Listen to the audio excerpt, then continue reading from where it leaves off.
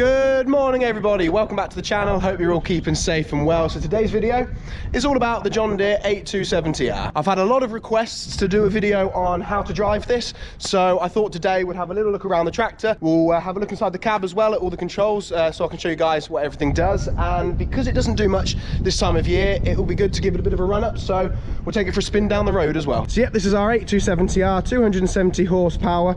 We've had this since new. This is a 2015 model. We'll just take a little look around. You can see we've got Michelin tires on the back. We actually took out the rear wheel weights last year, which really has made a big difference with compaction, you know, with the weight in the field. So yeah, she's got a nice tidy back end. So you've got the hydraulic spools here, PTO, bottom link arms, top link arm. Got the controls for the link arms here on the back, so when you're putting on a bit of kit, you can manually, you know, go up and down on here, which is really easy. Yeah, she's a smart tractor and we get on well with her. The front weight here, that's 900 kilos, so almost a ton of weight on the front.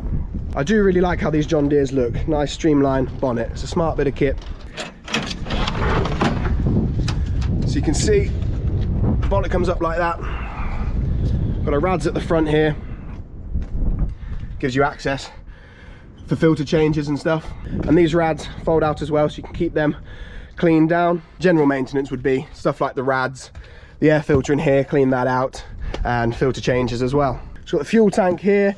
I think I'm right by saying that this fuel tank is about 600 litres, just a little bit more than 600 litres, so it's a fairly big fuel tank. It doesn't have AdBlue, which is a good and a bad thing. Let's get this closed down again. Right, we'll take a look inside the cab. So as you can see, it's a nice spacious cab. Just get this door shut. This door is all in one. I know the older John Deeres used to be split there. This is all in one, so that's good. So yeah, lots of buttons and stuff going on inside the cab, but it's all fairly simple. On the steering wheel, you've got the you know, your indicators, your lights and your window wipers, and obviously down on the floor you've got clutch, brake and throttle. So I'm going to run through the controls in here. This is your transmission. It's a power shift transmission in this tractor. You've got 16 forward speeds and 4 reverse speeds. I will show you guys how this works when we get the engine running in a minute. You've got your hand throttle controls here. So these controls here are for your hydraulics. You've got your up and down on the link arms, and then you've got your spool controls 1, 2, 3 and 4, as you saw on the back end. This little area here is for your media control. As you can see, got a Bluetooth stereo in here, so you can control it all here, which is really good when you're in the field or on the road. You've got your volume control.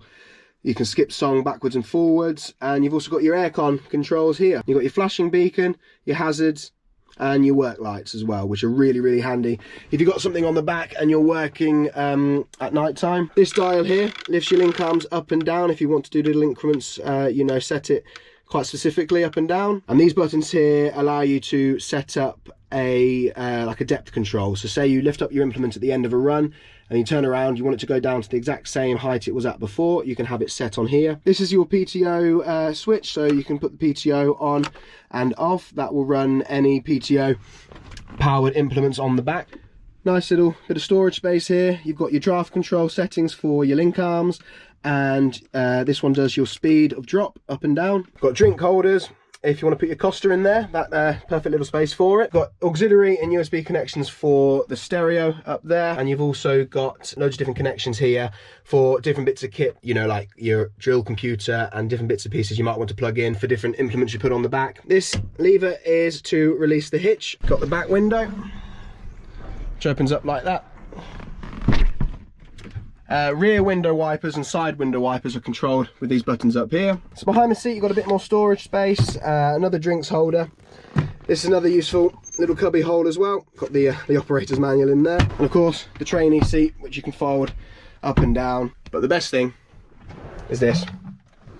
It's a fridge. Perfect for keeping everything nice and cool on those long summer days. Right, let's start her up.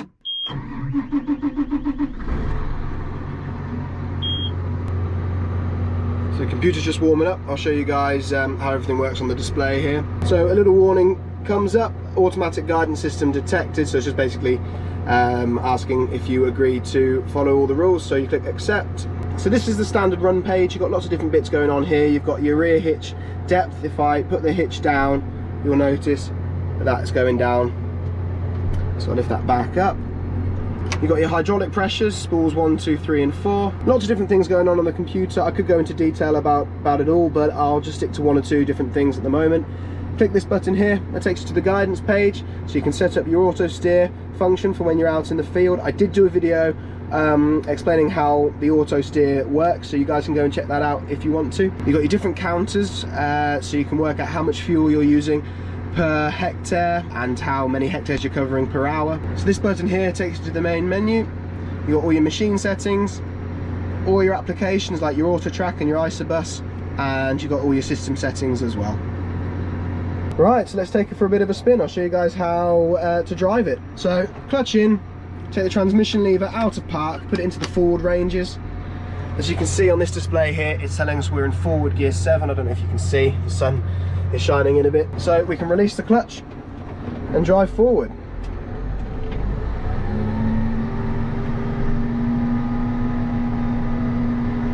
So to change gear, really simply, no need for your clutch. You just tap the transmission forward, each click takes you up a gear. So bring it to a stop here, clutch and brake, and bring that lever back down to P. And the same goes for reverse. Clutch in, bring the lever up into the reverse range there, which sits just below the forward range, and now we're going backwards. And again, tap it up to go a bit quicker. You've got 4 reverse speeds and 16 forward speeds. Nice and easy. Right, put her into forward again, and off we go.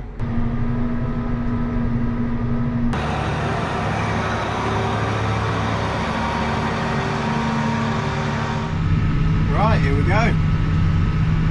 The sun's come out. Nice day for a little trip out. It is a very comfortable tractor to drive. You've got cab suspension, so it gives a really nice ride. It's got the 40k box in. I know a lot of people opt for the 50k box, but it doesn't actually do a lot of road work. There's a bit of karting at harvest time, but it spends most of the time out in the field, does all the drilling, all the cultivation work. And it is such an easy tractor to drive. You know, you just tap that transmission forward to go up a gear. So I'm in top gear now, going just over 40k. What I'll do in a minute is I'll put my head strap on so you guys can get a bit of a point of view experience of the John Deere. And obviously if you guys want to see the John Deere in action doing a bit of field work, plenty of videos on my channel from the summer for you guys to look at. So if there's anybody watching now who's new to the channel, you can go and search for those videos. Obviously you guys who've been around for a while, you've probably seen them out when I was chisel ploughing and drilling and carting. So one thing I do like is when you come to a full stop at a junction, if you're still in top gear, what it will do is it will kick back to 11th gear. So when you come to pull off again, you're not trying to pull off in top gear. I know a lot of you guys who are watching are probably thinking, you know, it's quite a high-tech bit of kit, quite a modern tractor. But you guys know that we've got some old kits as well. Still running a couple of old Ford tractors, so I'm no stranger to the old kits as well. But there's something nice about driving a modern tractor like this. And I have mentioned a week or two ago that we're going to be getting something new on the farm. I'm very pleased to say that whatever it is, I'm not going to give anything away at the moment, but whatever it is arriving tomorrow.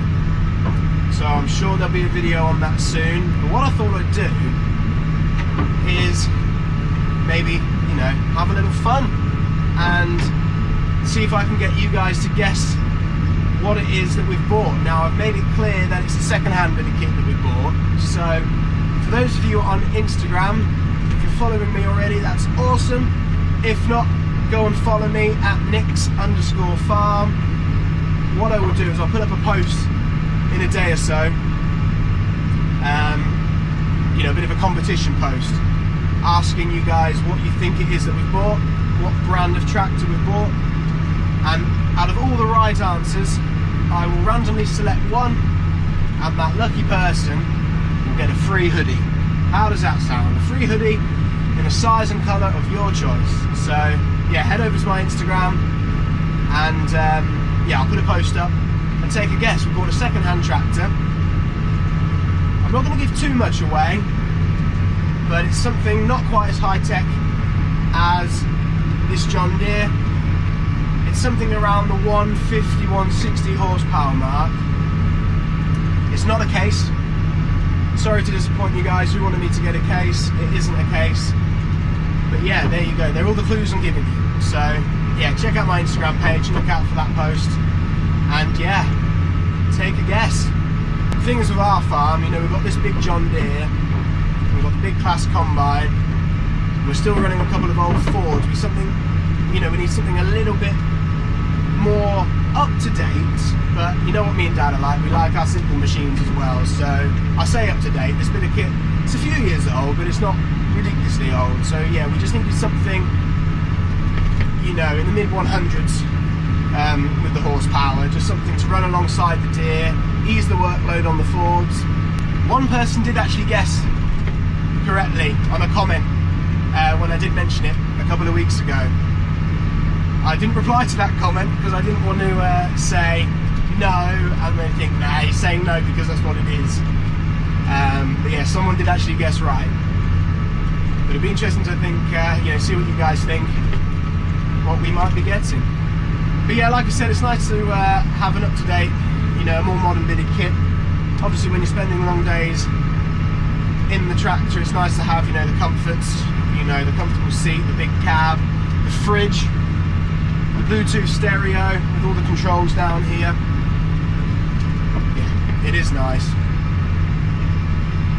Then, you know, I'm happy to spend my days in the old Ford 77 as well. That is my favourite tractor, as you guys know. It's nice to have a bit of variation.